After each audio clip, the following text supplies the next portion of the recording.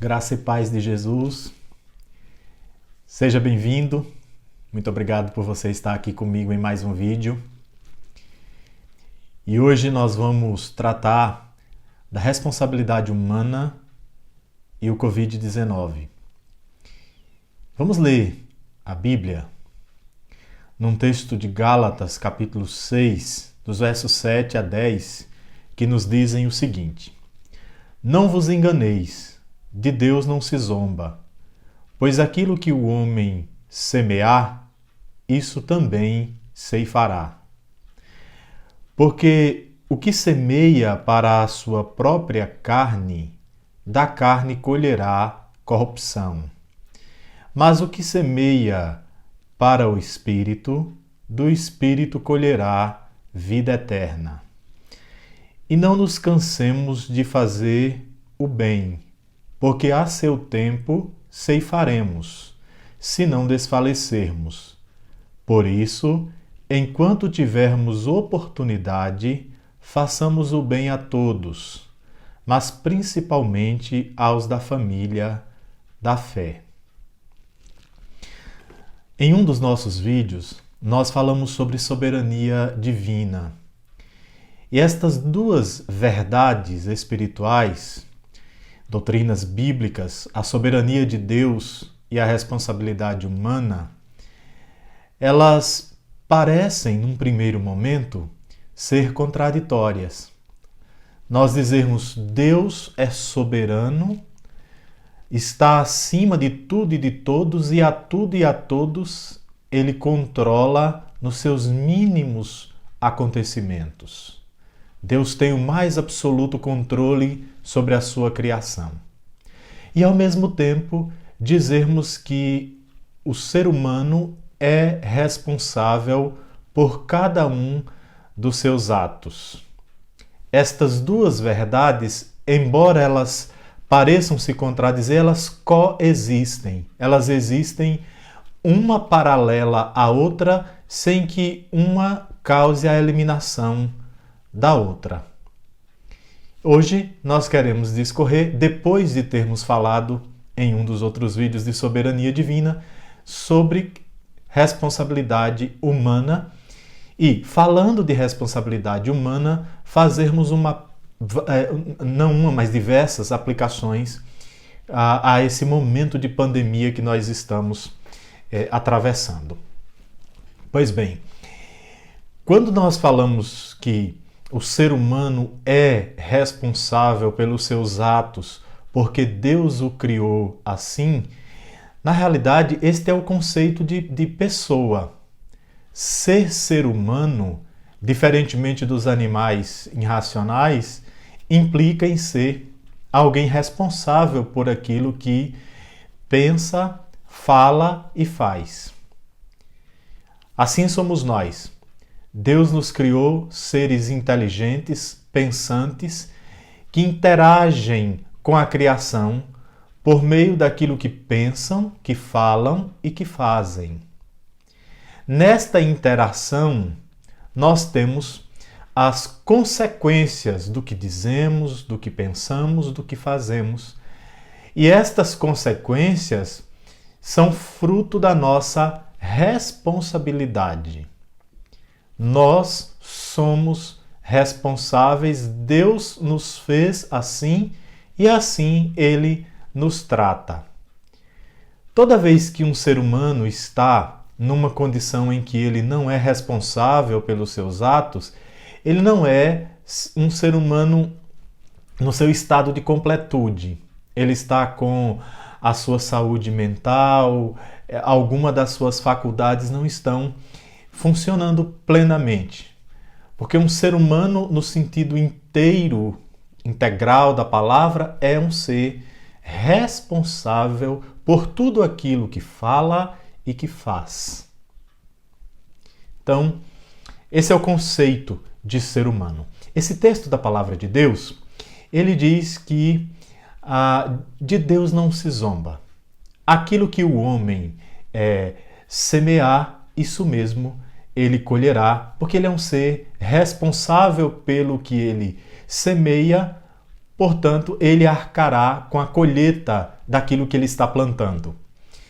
Existem basicamente dois tipos de sementes, ou eu não diria tanto de sementes quanto de solos. E aqui nós estamos falando numa linguagem figurada. Existe o solo da carne e o solo do Espírito Santo. Carne aqui é sinônimo de pecado, de ofender a Deus, desobedecendo a sua palavra. Espírito aqui é o Espírito de Deus. Então, todas as vezes que nós pensamos, falamos, agimos, ou seja, temos atitudes, nós estamos semeando para e no espírito ou semeando para e na carne. Quando nós semeamos, quando as nossas palavras, pensamentos e atitudes são atitudes pecaminosas, nós estamos semeando na carne, que vai gerar frutos, e os frutos são frutos de corrupção. Corrupção aqui no sentido daquilo que se degrada, decompõe, se destrói, causa morte. Todas as vezes que nós agimos no Espírito, agir no Espírito é agir de acordo com a vontade de Deus, gera também um fruto. E esse fruto é vida eterna.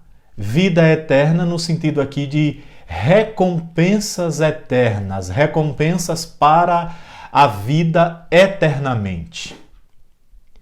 Pois bem, esse texto ele também diz, falando desta semeadura no Espírito de Deus que gera frutos para a eternidade, esse texto nos diz para não nos cansarmos de fazermos o bem. Porque não nos cansando de fazer o bem, nós estamos semeando no Espírito. Então, aqui nós fazemos a seguinte aplicação. A pergunta para provocar em nós a reflexão. Como nós podemos fazer o bem no meio de uma pandemia? Primeiro, precisamos fazer o bem a nós mesmos, nos protegendo para que não venhamos a adoecer, gerando impacto e preocupação na nossa família e nas pessoas que nos cercam. Cuidando de nós mesmos, nos protegendo com os meios que estão disponíveis a nós. Isso é uma maneira de nos fazermos bem. Cuidar também da nossa saúde no que diz respeito a elevar a nossa imunidade para que, se porventura viermos a contrair o vírus, o nosso organismo esteja fortalecido para combatê-lo. Isso é uma forma de fazermos bem a nós mesmos. E todas as vezes que nós fazemos bem a nós, de alguma maneira nós estamos fazendo aos demais, especialmente aqueles que nos cercam. E precisamos também fazer bem à nossa família, aqueles que estão diretamente mais perto de nós, que convivem conosco, protegendo a nossa família, tanto no que diz respeito à saúde deles, aos meios de higiene para se proteger do vírus, como também providenciando uma alimentação que propicie a elevação da imunidade dos nossos familiares, para que eles também tenham o organismo fortalecido. Isso é bem importante e são maneiras de fazermos bem. Também pouparmos a nossa família de informações desnecessárias, informações falsas, às vezes até verdadeiras, mas desnecessárias. Nem tudo a nossa família precisa saber. Não é toda notícia que a gente toma conhecimento, que a gente já tem que chegar dentro de casa e contar para todo mundo, para de alguma maneira gerar um impacto de preocupação, de angústia, de susto. Muitas vezes isso é absolutamente desnecessário. Então, poupe a sua família de notícias desnecessárias e de notícias falsas. E faça isso também com as demais pessoas nas redes sociais. Não fique postando coisas que você não sabe que é verdade. Não fique postando coisas que, embora sejam verdade, não vai contribuir para o bem de ninguém, mas só vai gerar medo, desespero, terror. Então, isso é uma maneira que nós temos, em tempos de pandemia, fazermos o bem. Também precisamos pensar em outras maneiras de nós fazermos o bem, que é ore por as pessoas que contraíram o vírus. Certamente é um impacto muito grande no momento em que uma pessoa recebe essa notícia. Ninguém sabe como exatamente o vírus vai se comportar no organismo de quem contraiu. Então é uma situação assim de medo, de insegurança, de apreensão comum a todos nós. E as pessoas que contraem o vírus, elas precisam de oração. Eu tenho recebido muitos pedidos de oração, alguns deles por pessoas apreensivas. E como faz bem, como é confortante saber que tem alguém rogando ao Deus Todo-Poderoso pelas nossas vidas. Eu imagino que se você tivesse enfrentando um momento de estar lutando contra o vírus para se recuperar, te faria muito bem saber que tem pessoas orando por você. Então, ore por quem está passando por este momento. Também ofereça uma palavra de esperança, de encorajamento a essas pessoas. Mande uma mensagem para elas, ligue, mas encontre uma maneira de chegar à vida delas de forma positiva, bondosa, amorosa e encorajadora. Isso é muito importante e é uma forma preciosa que nós temos de fazer o bem. Também ajude materialmente aquelas pessoas que vierem a precisar da sua ajuda e você tiver como ajudar. Se você tem como ajudar e a pessoa precisa, não se limite, mas ajude e ajude de todo o coração.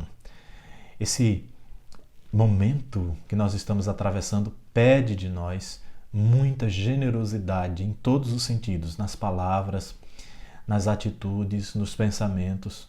Muita, não economize em generosidade. Encontre formas de ser generoso, de fazer o bem.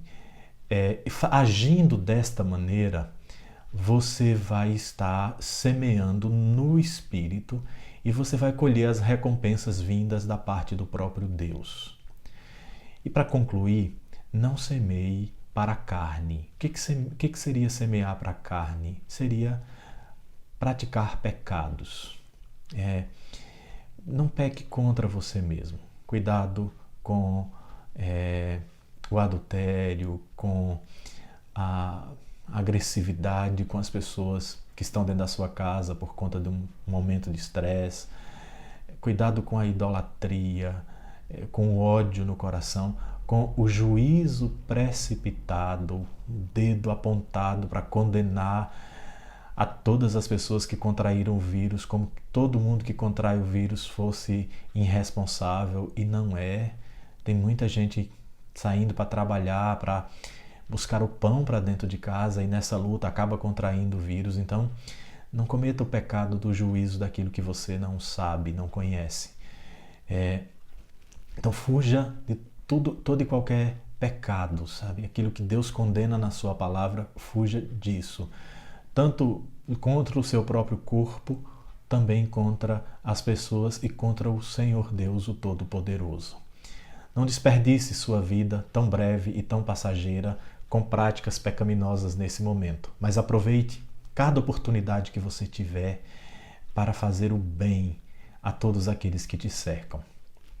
Deus te abençoe, te proteja. Receba meu abraço, um desejo das bênçãos de Deus sobre a sua vida.